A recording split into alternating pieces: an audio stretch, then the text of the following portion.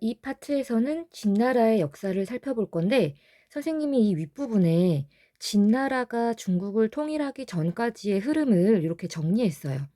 그래서 기록에서 전하는 이제 최초의 왕조 하나라가 있었지만 실질적인 최초의 왕조는 상나라라고 했었고 상나라 다음에 주나라가 세워지는데 주나라는 서쪽에 호경을 수도로 할 때의 서주와 그다음에 나급으로 옮겼을 때의 동주로 나뉘고 이 동주 시대를 의미하는 다른 표현이 춘추 전국 시대였어요. 그리고 춘추 전국 시대는 전국이 여러 개의 제후들에 의해서 나뉘어져서 독자적으로 통치되고 있는 형태라고 이야기했었죠. 그리고 특히 춘추시대 때는 5개의 제후국가가 강했고 전국시대 때는 7개의 제후국가가 강력했다고 얘기했었어요. 자, 그래서 이 마지막에 전국시대 때 강력했던 7개의 제후국 중에서 결국은 누가 나머지를 다 제압하고 중국을 통일하냐면 바로 가장 서쪽 변방에 있었던 진나라였습니다. 그래서 진나라가 중국을 통일할 수 있었던 배경 중에 한 가지로 꼽히는 게 바로 뭐냐면 엄격한 법과 법치를 적용해서 통치를 했다는 거예요. 그래서 법과 사상을 바탕으로 해서 부국강병을 추진했고 6나라를 정복한 다음에 중국을 역사상 최초로 통일한 왕조가 되었습니다. 그래서 이 진나라를 세운 사람은 정이란 사람이었는데 이 정은 중국을 통일한 직후에 왕의 칭호를 황제로 바꿨습니다.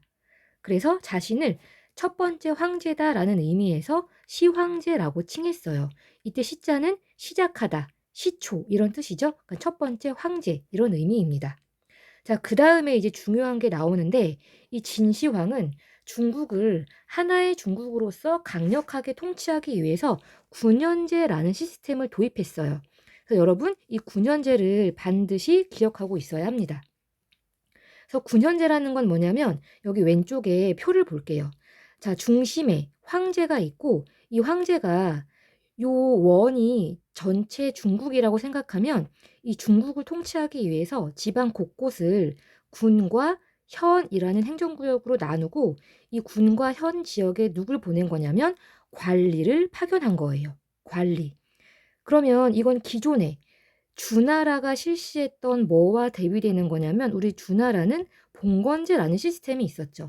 근데 봉건제는 뭐였냐면 왕이 수도 부근만 다스리고 나머지는 제후로 하여금 독자적으로 통치하게 하는 거였어요. 이건 다르게 표현하면 지방 분권적인 시스템이었던 거죠. 자, 그런데 이러한 그 봉건제의 성격 때문에 결국은 제후들이 왕의 반기를 들어서 춘추 전국시대라고 하는 분열시대가 생긴 거기 때문에 진시황은 봉건제는 안 되겠다라고 해서 지방을 군과 현으로 나누고 왕의 명령을 따르는 관리를 파견한 겁니다. 이러한 시스템을 군현제라고 해요. 그래서 군현제는 봉건제에 대비되는 시스템이라는 의미에서 반드시 기억하고 있어야 합니다. 그래서 군현제를 통해서 진시황이 추구하고자 했던 것은 중앙집권 체제를 강화하는 거였다는 거. 자, 그 다음에 중국을 이제 통합하기 위한 다른 조치로서 제후국가마다 다르게 존재했던 화폐, 도량형, 문자를 한 가지로 통일했어요.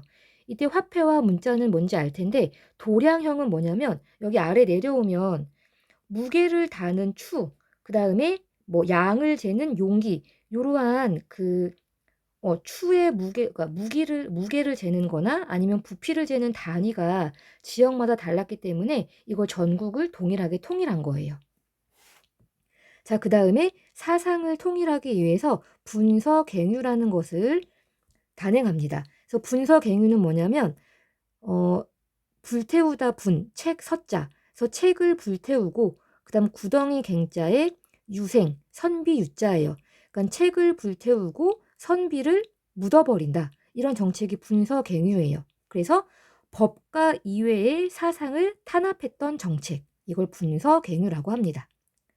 자, 그 다음에 이제 대외적으로는 중국 이렇게 이렇게 이제 중국이 있으면 여기 황하강이 있고 이 위쪽 지역에 유목민족이 활동하고 있었는데 대표적인 유목민족이 흉노족이었어요.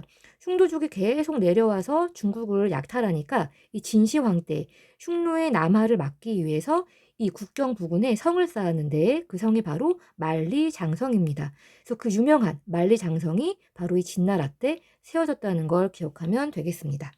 그래서 진시황 때는 이런 식의 대외 팽창과 함께 어디까지 영토를 넓히냐면 아래쪽으로는 이쪽 베트남 북부까지 영토를 넓혔대요.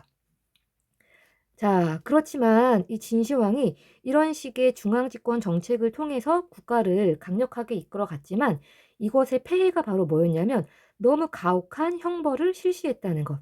그다음 만리장성이나 아방궁은 진시황이 머물기 위해 지었던 궁궐인데 이런 대규모의 공사를 짓는 과정에서 백성들을 너무 많이 부려먹었기 때문에 결국은 진시황이 죽은 다음에 진승이란 사람과 오광이란 사람이 주도한 농민 반란에 의해서 결국 멸망하게 됩니다. 그래서 진나라는 세워진 지 15년 만에 굉장히 역사가 짧죠. 금방 멸망하게 돼요.